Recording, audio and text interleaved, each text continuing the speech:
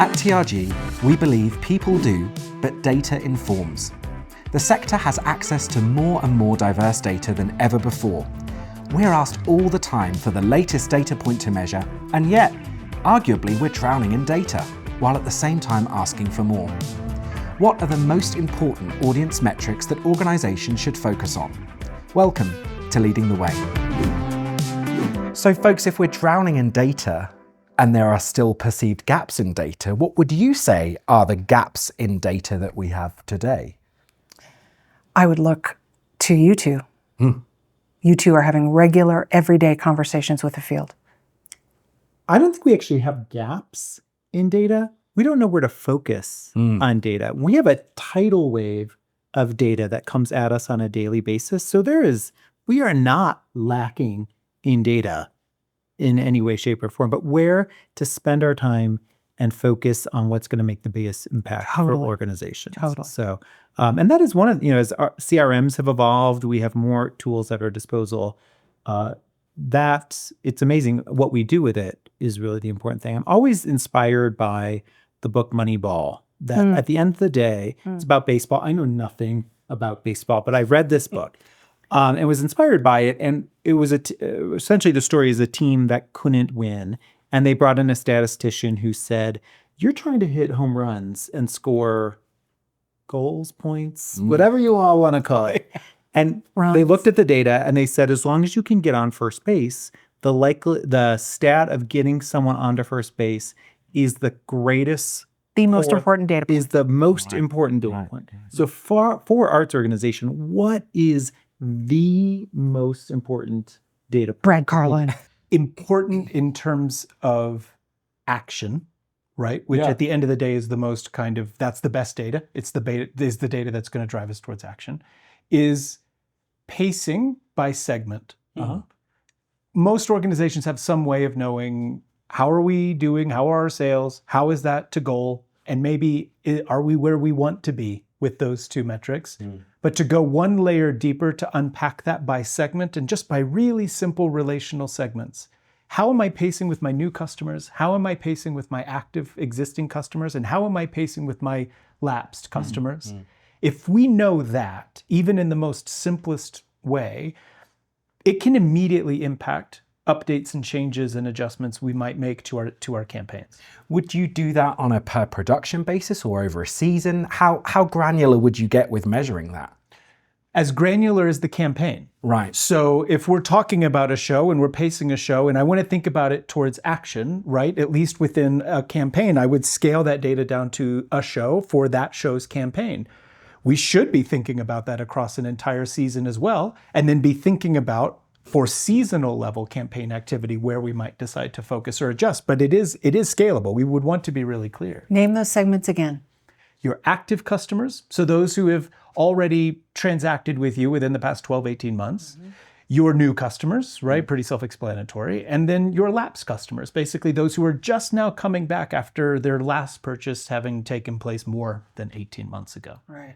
The gap on data, so just to get to your point, what I think is, what I might push back on is, there may be a gap on how to unlock the tidal wave, right? There is a massive amount of data, but organizations do struggle a bit with how to unlock it, how to access it. I agree. How to get it out of their CRMs. There's knowledge gaps. They know there's massive amounts of information within their very complex CRMs, but oftentimes our teams don't have the training. They don't have the experience. They aren't being given the support that is needed in order to be able to harness the data that they could have access to.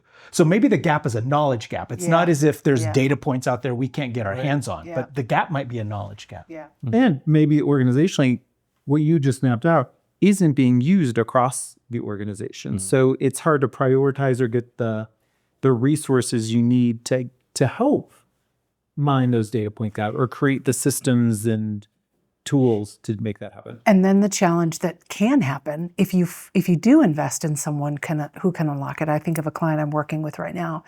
Then we track everything. There's like reports come across my email every day of all kinds of data points. Yeah. And I'm not sure, like Are we talking about those data points? Are we acting on those data points? They just wash over us, and we're tracking them, and we're using data, Right. but we're not acting on it. And so I go back to this client I was talking about before who said, subscriber donor is the data point I'm going to get us all focused on. I don't know if it's possible to say 3 or 5 data points are what you should, like pick 3 every year that you're going to track. I don't know if that's practical, but I do know either you're not unlocking it, it feels like it's one of the spectrum or the other, or it's so unlocked, it's just washing over you and it's not useful. And if you're passionate about data in that way, then you're going to always want to. I mean, we are that. We love to delve in. Arguably, we look for the new. Right. But I suppose the risk, there is usually somebody in an organization that cares about data to that degree. And often they then become the de facto data person. So no one else needs to worry about the data. Yes. Is that okay?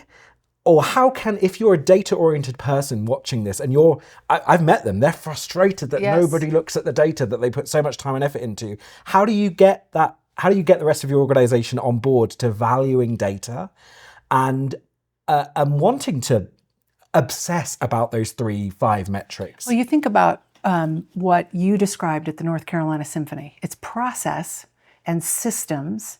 Even at our own firm, on a quarterly basis, we come back around to key data points. It seems to me that it's about leadership and systems, right? To force people to reconcile? Would it have to be forced? I mean, what if there was buy-in across the board? What you're describing in all those examples, and maybe with that frustrated data person, was there a company-wide discussion to say, what are we actually using versus, I think this is really important, so I'm going to create a report that does this, and this one's really important. And those are all really cool, great things. Yeah. But if there's not organization-wide buy-in or discussion of how we're using them, they can start to feel frustrating and sit on the shelf and gather dust. It's a culture question, isn't it? Like what you described, the scenario you described tells me that we've got a culture issue around data. And a person working in a marketing department or working in a development department can't impact culture as effectively as a leader can. A leader is going to have the ability to make people care, bring about the conditions for buy-in. So if we're struggling to get people on board with data within our organizations, it's a culture problem. It's not a data problem. It's a culture problem, Yeah. not a data problem. It's a culture problem, not a data problem. We have the data. Yeah. We don't have and I do agree with you. I think it requires leadership to say, gosh darn it, let's get aligned. Yeah. And let's agree on a system by which we're reviewing this because it matters, because we're going to have a culture where we make decisions based on data. Many of the leaders we talk to say, I want to make data-driven decisions. They do. Like that's a genuine interest that the field has. It's the how. It's a culture problem, not a data problem. So to have data-driven decisions, I think it comes back to that point that are those data points actionable? Can we do something with that data? Yeah. You've mentioned about pacing by segment. Are there other data points that we really believe that you should care about and monitor and measure every single day, week?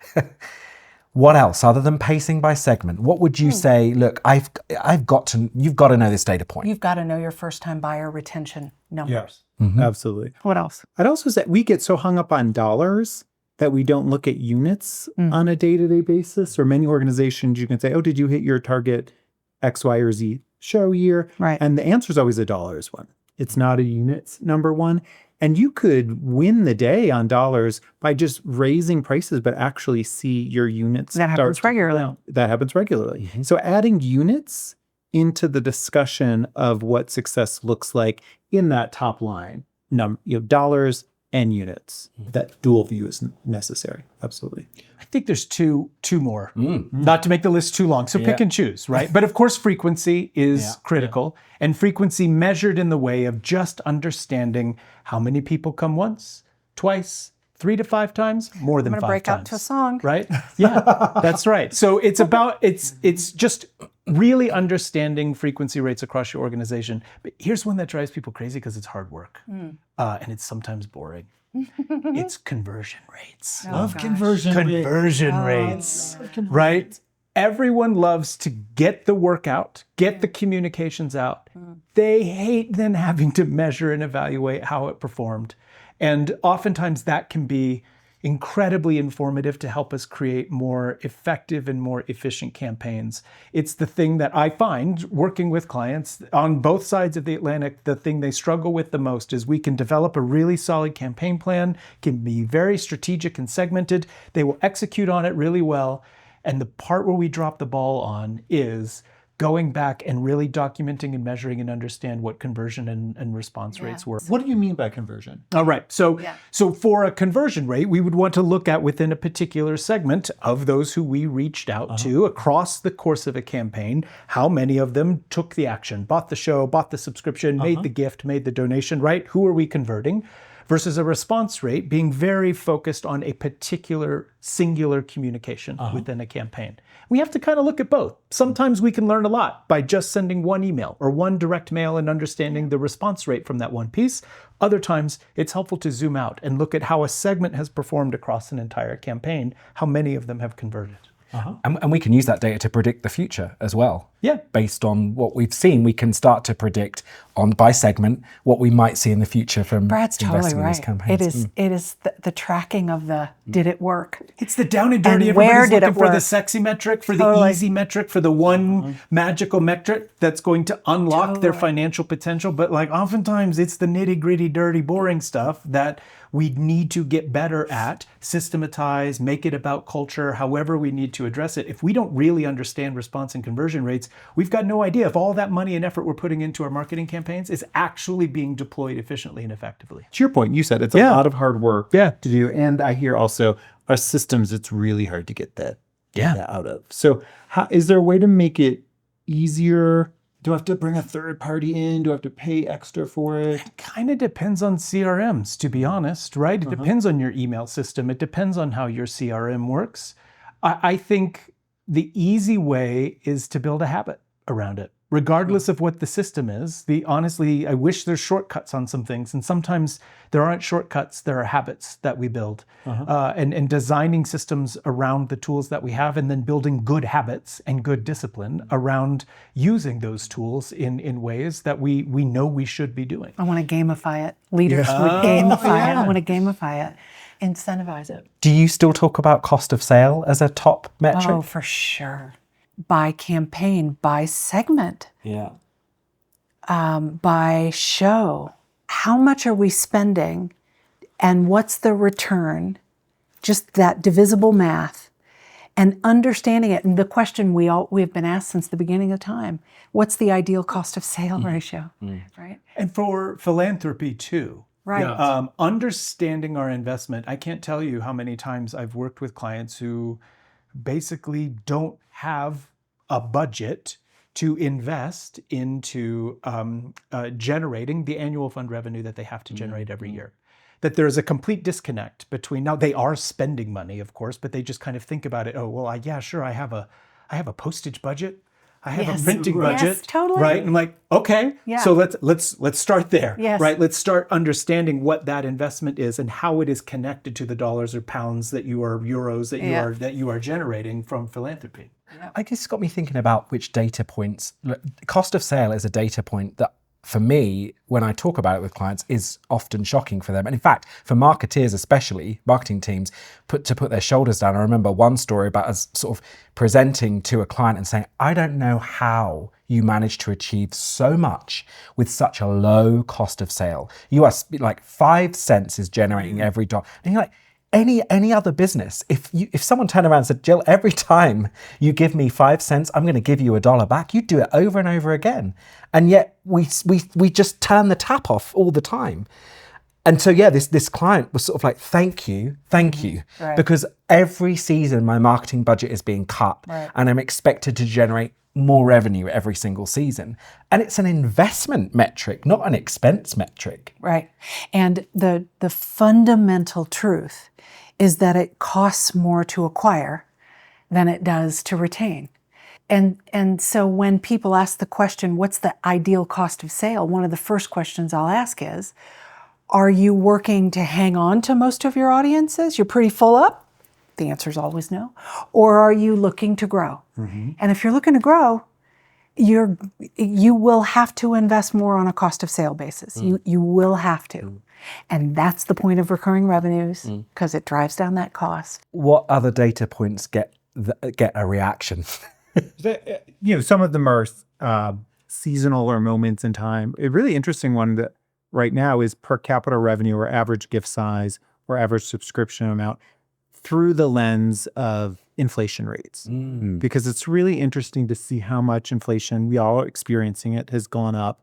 And while probably most people would say we've raised ticket prices or we're trying to encourage our donors to move up, Brad has talked about this, and we have done that. We see like our per capita revenue last year was 42. This year it's 45. Right. But when you put that Out of the through- benchmark on average. on Yeah. average, it's going up. Yeah. But when you compare it back, especially back a handful of years to inflation rate calculators, where inflation has gone up over a 5 or 6 year period, 22, 25%, huge jumps. But our prices have not kept pace with that. And at the same time, when we think about or know, the cost of running our businesses has escalated. So if our per capita revenue isn't keeping pace with inflation and our costs are going up, even though we're on paper raising, we're actually losing the return. Yeah. We're getting less and less dollar in. So it's an interesting variation on the per capita revenue. Always important stat, but through that lens of inflation is a real eye opener, especially as things have become harder. Do you know if that word per capita revenue, sometimes in other business models, per caps apply to food and beverage and other things like the per cap. So I end up saying ticket yield or average gift size. How do you talk about it? How do you find yourself talking about it most often? Yeah, I think when we talk about per capita ticket prices, then I think we're clear there. I think one of the one of the kind of difficult jargony conversations we get into is what's included in that simple math. It's a simple equation. Does it include free tickets or comp tickets or not? Right? Because whether that's a yield or whether that's a per cap, the numbers get really different. And part of the reason why we like to pay attention to whatever we call it, a per cap or an average ticket price or a yield, to be really clear that what we are primarily interested in is a number that is exclusive of comps. Because it gives us a more accurate reflection of the average price or yield that people are willing to pay without potentially high rates of complimentary tickets watering down. There's a shocking data amount. point. There is a comp. There's a percentage of comps. What are we seeing? What are you seeing with clients now? It is, I think people are settling in back to their pre-COVID habits in North America. I will say UK clients figured comps out. Yeah. This is not an issue in the UK in ways that Super it is interesting. in North America. Why is that? Why is that true?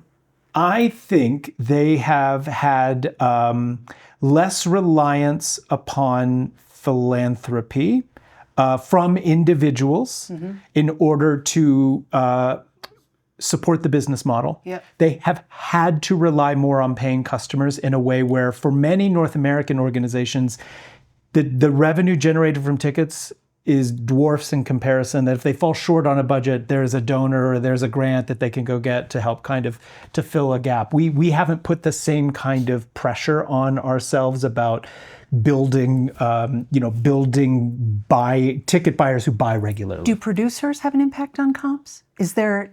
Producers do as well. So if you're in a largely receiving house, and many UK business models are, right, you've got real limitations around that, and you're not even keeping all of the money that's coming in those cases, and so there's real pressure. The reason I ask the question is because producers are commercial entities, and they're not going to give away free tickets, right? And yet, often there's this mindset that is not the same in a nonprofit mindset that says we are going to make them available to you in hopes that. Yeah, I was just talking to a client the other day who's their numbers 20 plus %. Whoa. It's pretty common in North America. It is. Yeah. Wow. Yeah. And it's interesting. The rationale we hear is that comps are seen as an audience building strategy, right? And this is something that we have studied. We have studied this, and the thing that we have found is that comps don't build future audiences. Comps build future comps. Right. You just get people hooked on getting the free ticket. They don't actually turn into. Tell everyone. It's the thing. It's your talking If they point. even show up. If they even show up, You'll tell your friends, I don't pay to go to the 50% tickets no-show there. rate. I go for free. I'd like to just come back, Eric. You were talking about CRM systems, and Brad, you were saying different CRM systems, different challenges. This isn't about what is the best CRM system, but what are we seeing in terms of quality of data? Because we ingest this data from hundreds of organizations. What are we seeing in the quality of data? And maybe how can organizations improve the quality of that data? What would need to change? You might say it's perfect. You were saying we get more data than ever before, but are there still places where we're like, why are we still not able to get to this data point? An interesting one is around programmatic genres. Standardization around genres. So we can really get a sense of what's driving behavior or mapping back, what this kind of programming brought in these kind of buyers, or tag that back case. And changing it from season to season? Will I take something that I called it this one year and then next year rename it, even though it's the same thing? But to have a standard form that you'd use, or a set of consistent principles that you apply. So that's a world we still do a lot of coding on the back end to try to Create the buckets. Create the buckets. Yeah. Creating the buckets is a good analogy because it also applies to ticket types, discount types, and even fund types. So for development data in particular, if you're not really thinking about how your CRM is being set up, how those donations are being organized and categorized kind of inside the system, and ensure that blueprint aligns with the blueprint of the reports and the analysis that you are going to be expected to deliver on, oftentimes are completely disconnected. Folks have an infrastructure within the CRM that actually works against them, and being able to pull data out of the CRM into the ways to get to the metrics and to get to the reports that they need to create to inform stakeholders within and outside of the organization. So one of the things within CRMs is really thinking about that infrastructure. What's the rigor and discipline we can put around how do we classify discounts? How do we classify ticket types in ways that are consistent, so that when we need to look back and do complex queries about particular behaviors, we have really clear, consistent language that we're using inside our database. It's the second most important asset within the organization. That database is probably second only to the frickin' building in terms of how valuable it is to that organization.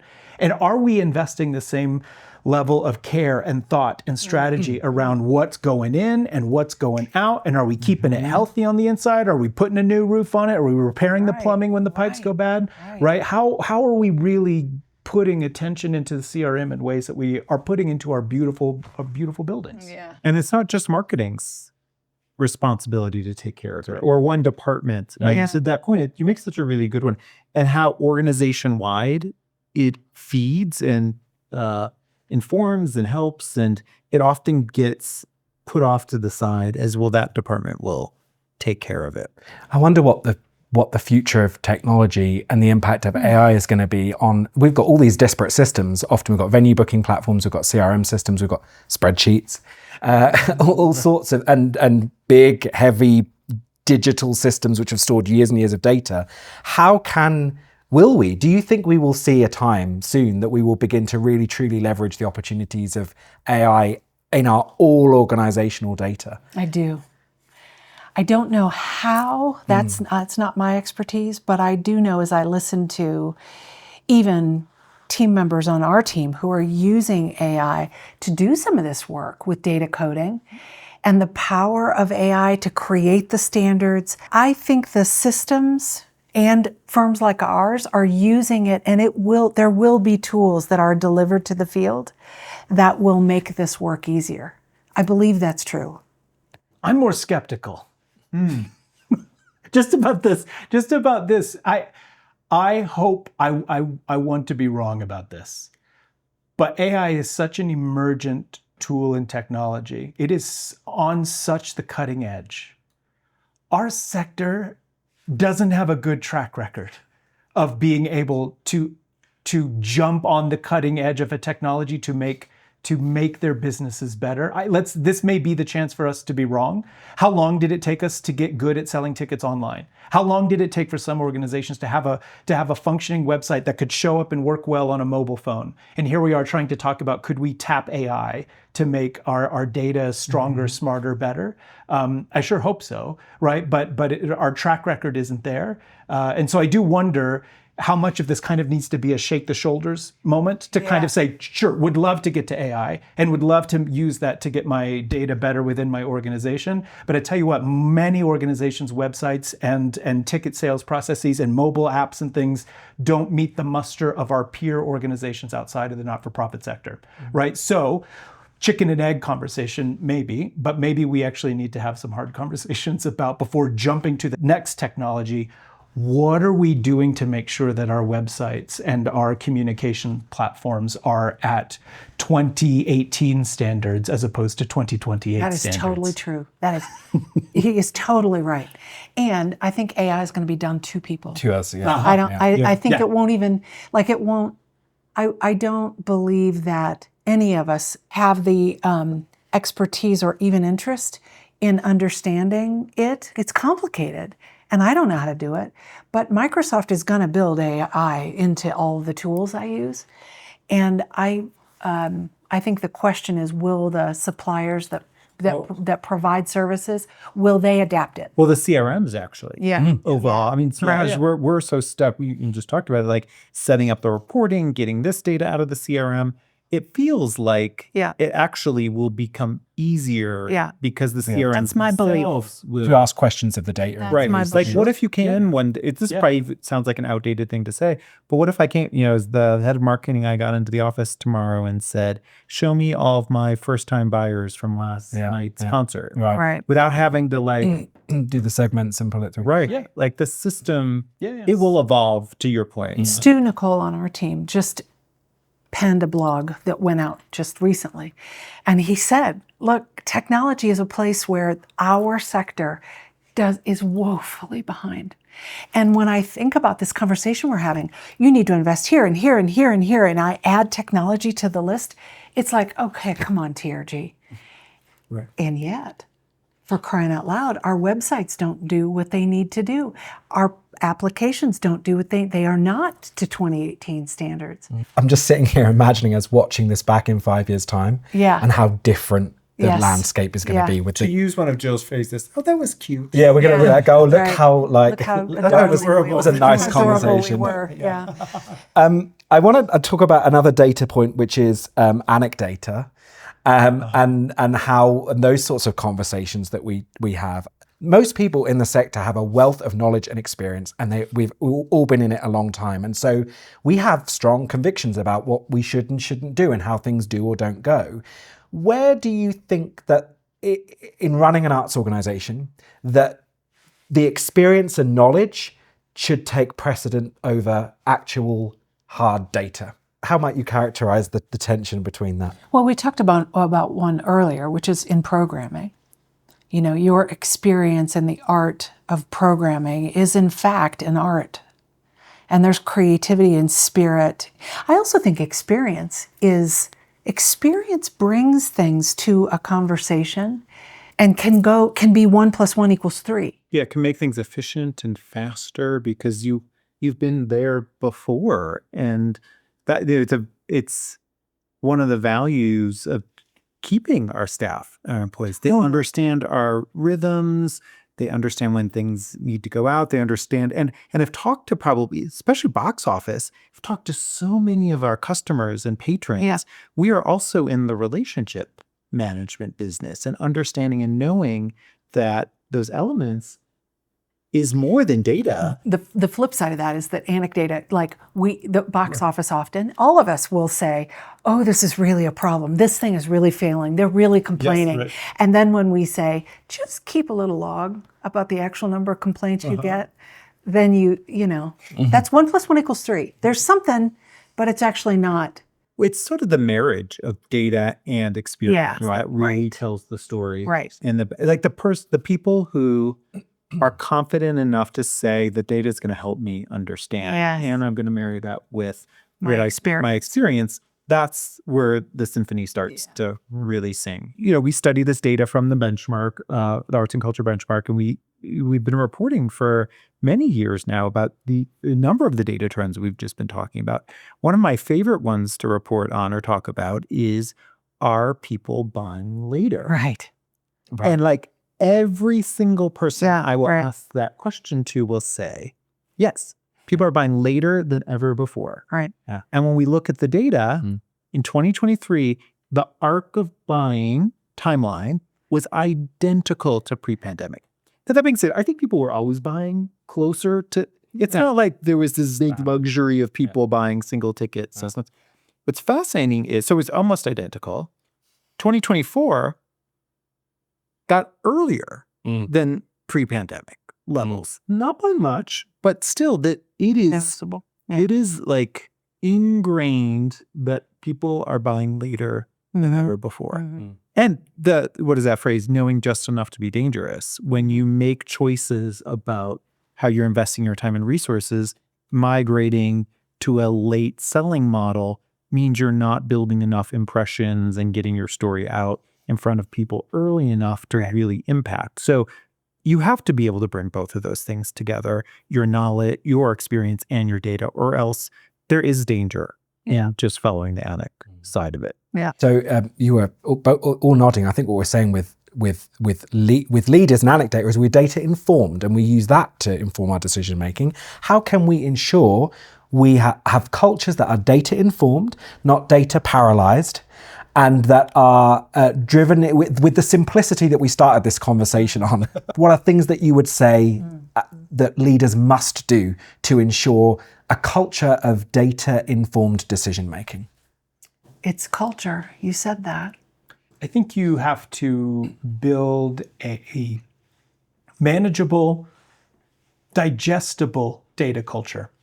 It's one thing to say we are going to be data-driven, we are going to be data-led or data-informed, however we want to frame it, and data's going to set the way, without then saying, here are the data points specifically that we are going to be data-informed about. That sets the culture, because that tells the story. Whatever you choose, wherever your organization is, whatever you're choosing to elevate or highlight, there's a narrative there as to why you picked those and why are these important for this team and for this team and for this team. Right. That become the culture around being data-informed or data-led. But I think we have to be specific, which data and for who.